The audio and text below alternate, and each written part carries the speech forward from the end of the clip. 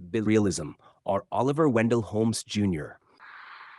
American legal realism एक ऐसा intellectual और लीगल मूवमेंट था जिसने 18वीं सदी की शुरुआत में अमेरिका के फॉर्मलिस्ट लॉ सिस्टम को चैलेंज किया।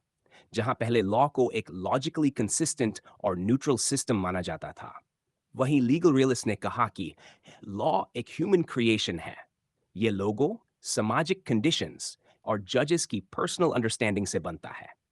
इस मूवमेंट के फिलोसॉफिकल फाउंडेशन को तैयार करने वाले सबसे प्रमुख थिंकर थे ऑलिवर वेंडल होम्स जूनियर, जिनकी आइडियाज ने इस पूरे रियलिज्म अप्रोच को जन्म दिया। क्लासिकल लीगल थॉट और उसका क्रिटिसिज्म। 19वीं सदी के आखिरी और 20वीं सदी की शुरुआत तक अमेरिका में लीगल फॉर्मलिज्म डोमिनेंट फिलॉसफी थी। इसमें यह मान्यता थी कि लॉ एक फिक्स्ड और लॉजिकली कंप्लीट सिस्टम है। जजेस न्यूट्रल होते हैं जो सिर्फ रूल्स अप्लाई करते हैं। लीगल रीजनिंग एक साइंटिफिक और ऑब्जेक्टिव प्रोसेस है। लेकिन जैसे जैसे अमेरिका इंडस्ट्रियलाइज और सोशली डाइवर्स होता गया, लोगों को यह महसूस होने लगा कि फॉर्मलिज्म ग्राउंड रियलिटी से डिस्कनेक्टेड है। इस डिसैटिस्फैक्शन ने लीगल रियलिज्म की सोच को जन्म दिया। अमेरिकन लीगल रियलिज्म के की principles.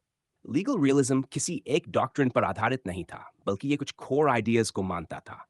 One, scepticism toward formalism. Law एक न्यूट्रल सिस्टम नहीं, बल्कि इंटरप्रिटेशन और जजमेंट का रिजल्ट है। Two, focus on judicial behaviour. सिर्फ स्टैट्यूट्स नहीं, जजेस कैसे सोचते हैं ये समझना जरूरी है। Three, law in books versus law in action. असली लॉ वो है जो कोर्ट्स में होता है, न कि सिर्फ किताबों में लिखा हुआ। Four, interdisciplinary approach. Sociology, psychology और economics जैसे सब्जेक्ट से लॉ को एनालाइज करना। Five, indeterminacy of law. Laws अक्सर वेग होते हैं और जजेस उन्हें अपने विचारों और सामाजिक कंटेक्स्ट के हिसाब से अप्लाई करते हैं। Oliver Wendell Holmes junior, 1841 to 1935, realism के अग्रदूत सुप्रीम कोर्ट के जस्टिस थे 1902 to 1932, और उन्होंने अपने आइडियाज से फ्यूचर लीगल थिंकर्स को डीपली इन्फ्लुएंस किया। One, the path of the law 1897, a foundational essay. इस आर्टिकल में होम्स ने कहा, the life of the law has not been logic, it has been experience. यानी कानून की ग्रोथ लॉजिक नहीं, बल्कि ह्यूमन एक्सपीरियंस से होती है।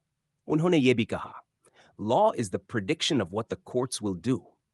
इसका मतलब है कि लॉ को समझने के लिए यह देखना होगा कि कोर्ट्स प्रैक्टिकली क्या करते हैं, न कि सिर्फ कानून क्या कहता है। टू, जजेस और लीगल रीजनिंग की वास्तविकता। होम्स ने कहा कि जजेस भी इंसान होते हैं जो अपनी पर्सनल वैल्यूज और सोसाइटी के नॉर्म्स से इन्फ्लुएंस्ड होते हैं। उनका मानना था कि जुडिशियल डिसीजन सिर्फ लॉजिक से नहीं बनते, बल्कि उनमें सोशल और पर्सनल एलिमेंट्स भी होते हैं। Number three, law as social tool. Holmes का मानना था कि लॉ को समाज की जरूरतों के हिसाब से बदलना चाहिए। उनका फेमस कोट है, general propositions do not decide concrete cases. यानी ब्रॉड लीगल थियरीज हमेशा रियल लाइफ सिचुएशंस को रिजॉल्व नहीं कर सकती। Four, against natural law. Holmes ने नेचुरल लॉ की आलोचना की और कहा कि a law is not bad because it is immoral. Law का वैल्यू उसकी मोरालिटी नहीं, बल्कि उसकी प्रैक्टिकलिटी और इन्फोर्समेंट पर डिपेंड करता है। होम्स की लेगेसी और लीगल रियलिज्म पर इम्पैक्ट। होम्स ने रियलिज्म को डायरेक्टली लेबल नहीं किया, लेकिन उनके थॉट्स ने कार्मन जैसे स्कॉलर्स को इन्फ्लुएंस किया, जिन्होंने जुडिशियल बिहेवियर पर रिसर्च की।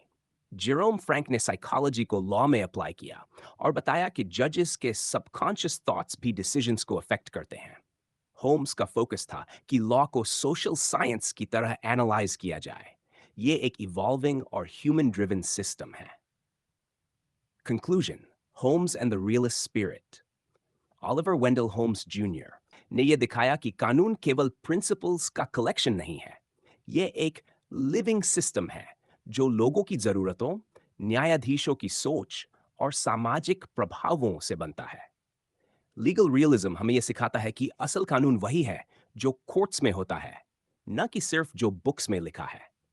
अगर आप चाहें तो मैं इस आंसर को एकेडमिक साइटेशंस के साथ